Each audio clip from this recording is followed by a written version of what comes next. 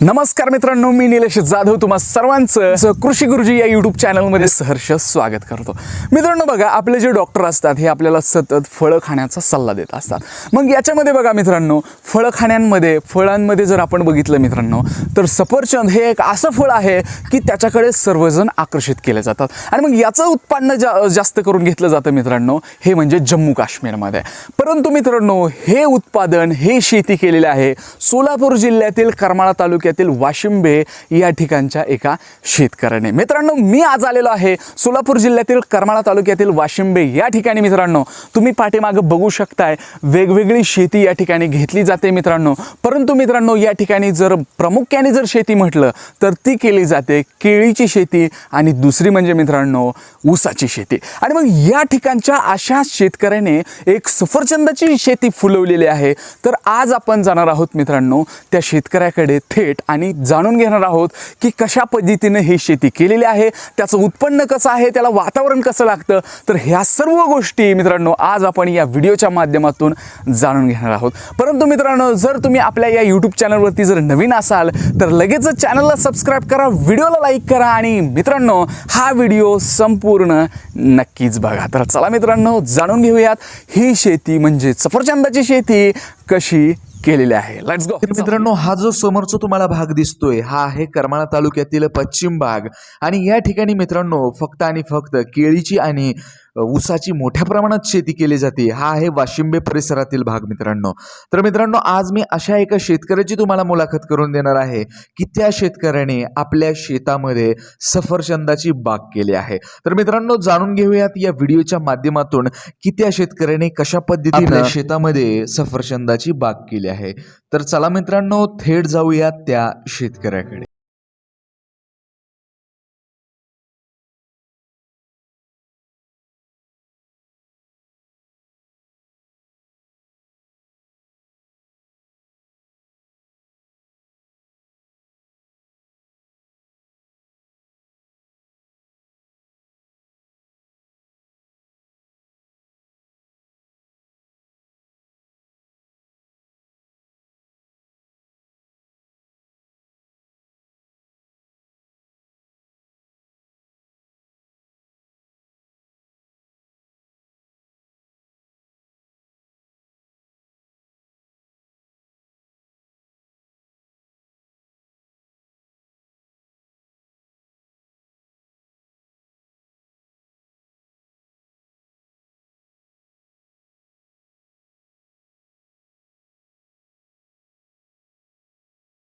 आपल्यासोबत आहेत पाटील साहेब या ठिकाणी आपण बघताय. तर या ठिकाणी पाटील साहेब, तुम्हाला पहिला आणि महत्त्वाचा मला असा प्रश्न विचारायचा आहे की बघा, आता आपल्या या भागात म्हटलं तर केळी आणि प्रामुख्यानं ऊसाची शेती जास्त प्रमाणात केली जाते. आणि मग या सर्व गोष्टींना बगल देत आपण सफरचंदाची थेट शेती केली. तर ही जी तुम्हाला प्रेरणा भेटली ही कुठून भेटली तुम्हाला प्रेरणा? ही प्रेरणा भेटली ते आमच्या वडिलांकडूनच आम्हाला प्रेरणा भेटली. अच्छा. ही वडिलांचीच आयडिया होती. वडिलांनी हे इंटरनेटवर बघितलं होतं की बाहेरच्या राज्यांमध्ये देखील सफरचंद सक्सेसफुल झालेलं आहे. मग आपल्या राज्यामध्ये, महाराष्ट्र राज्यामध्ये आपल्या का होऊ शकत नाही सफरचंद?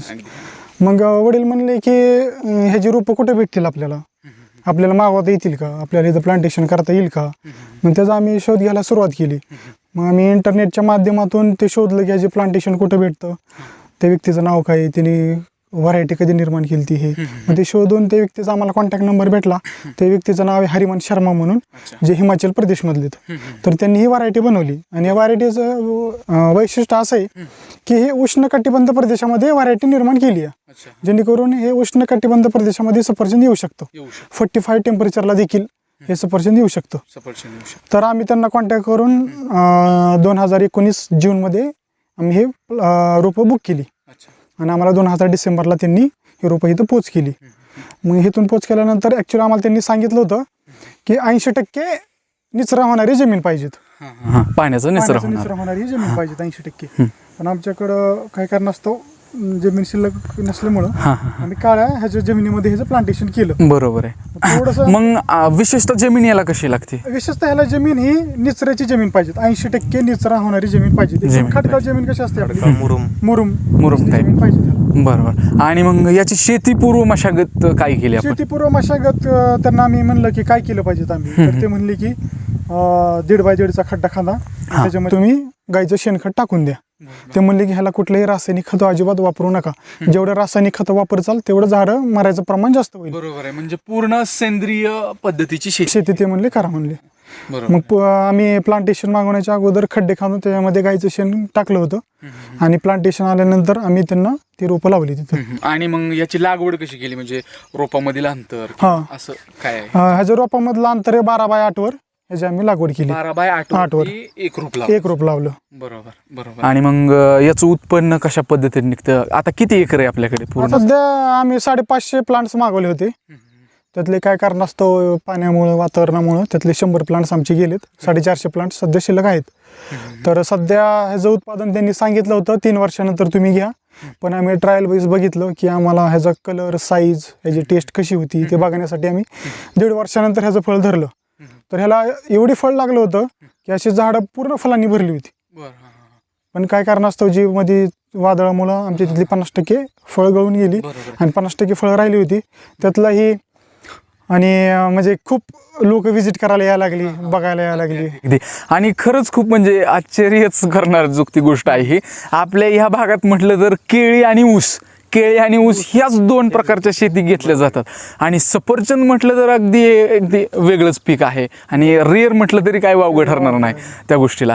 आणि मला आणखीन एक असा प्रश्न विचारायचा होता, याची रोपं म्हणजे कुठून आपण इम्पोर्ट केली? आम्ही हिमाचल प्रदेशवरनं मागवली. त्यांना अगोदर 5 ते 6 महिने अगोदर बुकिंग द्यावं लागतं त्यांना. आम्ही जूनमध्ये 2019ला बुकिंग दिलं, ते डिसेंबरला आम्हाला इथं पोच झाली. ते बाय प्लेननी पुण्याला पाठवतात आणि पुण्यावरनं ह्याला टेंभुर्णीला देखील प्लेनने चाललेले प्लेन झालेली रोप इथं. आणि एक रोप आम्हाला 80 रुपयाला इथं आम्हाला पोच झाली.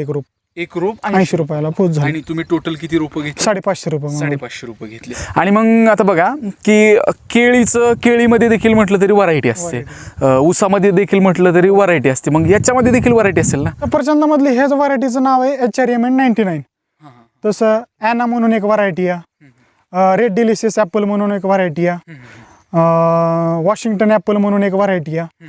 पण ह्या व्हरायटी आपल्या भागामध्ये येत नाहीत, कारण की ह्या व्हरायटींना एकदम थंड वातावरण लागतं. बरोबर. पण हरिमन शर्मा हे व्यक्तीने हिमाचल प्रदेशमधल्या ह्यांनी अशी एक व्हरायटी शोधून काढली की आपल्या उष्णकटिबंधीय प्रदेशामध्ये ही व्हरायटी येते. म्हणजे आता जी तुम्ही मला व्हरायटी सांगितली, ही व्हरायटी अशी आहे की ती आपल्या या भागामध्ये ही व्हरायटी येऊ शकते. बरोबर. म्हणजे जे काय वातावरण आहे त्या वातावरणाला ही व्हरायटी सुटेबल आहे. आणखीन एक मला असा या ठिकाणी प्रश्न असा विचारायचा आहे तुम्हाला की बघा, प्रत्येक जर पीक म्हटलं की प्रत्येक पिकावरती रोग आला, त्याच्यावरती औषधं पण आली, मग ह्या पिकावरती असे कुठले कुठले रोग असतात का? ह्या पिकावरती एक मावा म्हणून रोग पडतो. जस फूल सुरू होतात लागायला त्यावेळेस मावा म्हणून ह्याच्यावर रोग पडतो. बस. आणि बाकीचं एक बुरशीनाशक. बरोबर. म्हणजे खोडाला 2च, मावा आणि बुरशीनाशक. म्हणजे जास्त रोग याच्यावरती नाही. जसं आपण कांदा पीक बघितलं किंवा ऊस बघितलं, त्याच्यावरती वेगवेगळे रोग आहेत. पण हे एक असं पीक आहे की 2च याच्यावरती रोग आहेत, एक म्हणजे मावा आणि दुसरी बुरशीनाशक. हे द्यायचंय त्याला. आणि मला आणखीन एक विचारायचं, हे आपल्याकडे औषध अवेलेबल होतात का? होतात ना? अगदी बरोबर. आणि ह्याचं म्हणजे कसं मार्केटिंग तुम्ही कसं करताय? मार्केटिंग करायचं म्हटलं तर काय, शेतकऱ्यांचा एकच विषय, शेतकऱ्यांना पिकवता येतं पण मार्केटिंग करता येत नाही. अगदी अगदी बरोबर आहे. प्रोडक्शन डबल घेतील शेतकरी, खूप प्रमाणात घेतील, अगदी चॅलेंजेबल प्रोडक्शन घेतील, पण मार्केटिंग म्हटलं की इथं थोडासा शेतकरी वीक होतो. आणि याच्यासाठी हे शेती जर करायची आपल्याला म्हटलं तर मार्केटिंग तर महत्वाचे. आपण प्रत्येक पीक मार्केटिंगच्या भरोशावर लावतो. मग हे पिकाचं मार्केटिंग नक्की काय? हे बघा, हे पिकाचं मार्केटिंग म्हणजे काय, आजकाल सगळे युथ सोशल मीडिया वापरतात. भारतातले जवळजवळ 50 ते 60% जनरेशन सोशल मीडियावर आहे. 5G कडे चालू आहे आपण लवकरच. तुम्ही सोशल मीडियाचा वापर करून तुम्ही तुमच्या पिकाचं मार्केटिंग करू शकता. भरपूर कंपन्या आहेत जे आज डायरेक्ट शेतकऱ्यांकडनं माल उचलून घेतात, जसे की Reliance company, Sahyadri company, Mahindra company. ह्याच्या डायरेक्ट शेतकऱ्याच्या बांधावरती येऊन ते माल घेऊन जातात. बरोबर. आणि मार्केटिंगचा विषय काय, आम्ही ह्याचा सोशल मीडियावरती प्रचार भरपूर केला होता की आम्ही सफरचंदाचं प्लांटेशन केले आणि हे कंपन्यांना पर्यंत पोहोचलं. आणि कंपन्या आम्हाला महाग लागल्या. कंपनी की सफरचंद कुठे कसं कसं आहे काय म्हणजे मार्केटमध्ये ह्याला आणखी गरज आहे ह्या गोष्टीची गरज आहे. बरोबर आहे. म्हणजे असं नाही की आपल्याला त्यांच्या पाठीमागे नाही लावावं लागत, उलट त्याच कंपनी आपल्या पाठीमागे लागतात. अगदी अगदी म्हणजे एकदम रेअर पीक आहे आणि खरंच रेअर आहे हे पीक. जास्त करून कुठं भेटत पण नाहीत सफरचंद वगैरे. आपल्या भागात नाही, पण कुठे पंचकृषीत नाही, तालुक्यात नाही. म्हणजे मला वाटतं महाराष्ट्रात आपल्या 4-5 बागा असतील, त्याच्यामधले ही करमाळा तालुक्यातील वाशिंबे गावातील उजनी लगतच्या क्षेत्रातील ही एक बाग, पहिलीच बाग आहे. पहिलीच बाग म्हणायचं. तालुक्यात आपल्या पहिलीच बाग. तालुक्यात अगदी पहिलीच बाग म्हणायचं. खरंच हे खूप म्हणजे एक खरंच या गोष्टीतून खूप काय आपल्या शेतकरी मित्रांना देखील शिकणं गरजेचं आहे. कारण का बघा, पारंपरिक शेती तर आपण करतोच आहे, पण असं नवीन काहीतरी इनोव्हेटिव्ह आपल्या शेतामध्ये करणं हे खूप मित्रांनो या ठिकाणी गरजेचं आहे, जे की आपल्या वाशिंब्यातील पाटील साहेब जे शेतकरी आहेत त्यांनी या ठिकाणी. मित्रांनो या ठिकाणी तुम्ही बघू शकता की हे सफरचंदाची फळं छोटी छोटी लागलेली आहेत. या ठिकाणी तुम्ही बघू शकता, क्लोज घ्या जरा तुम्ही थोडा. या ठिकाणी बघू शकता की अगदी छोट्या प्रमाणात या ठिकाणी ह्या सफरचंदाची फळं आहेत आणि ते लवकरच मोठे होण्याच्या दृष्टिकोनातून ते पुढे चाललेले आहेत. आणि याचा पूर्ण कालावधी किती म्हणलात तुम्ही?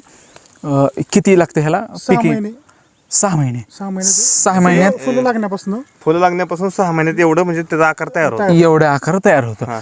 फक्त आता 1.5 वर्षाचे असल्यामुळे त्याचा आकार लहान आहे. 3 वर्षानंतर त्याचा आकार मोठा होणार. अगदी. रेग्युलर जे मार्केटमध्ये सफरचंद घेतो, जे 500, 600, 700 ग्रॅम पर्यंत असतं, तेवढी साईज होणार याला. बरोबर बरोबर. अगदी मित्रांनो, खरंच खूप या गोष्टीकडून अपडेट शेतकऱ्यांकडून आपण शिकणं खूप गरजेचं आहे आणि शेतकऱ्याला देखील या ठिकाणी अपडेट होणं, जगाशी अपडेट होणं हे खूप गरजेचं आहे. मित्रांनो, हा व्हिडिओ कसा वाटला हे आम्हाला कमेंट्स करून नक्की कळवा. व्हिडिओ आवडला असेल तर व्हिडिओला लाईक मात्र जरूर करा आणि तुम्ही जर या यूट्यूब चॅनलवरती नवीन असाल तर लगेच चॅनलला सबस्क्राईब करा, व्हिडिओला लाईक करा. मी भेटेल तुम्हाला मित्रांनो अशाच प्रकारच्या दुसऱ्या व्हिडिओमध्ये. तोपर्यंत नमस्कार, धन्यवाद.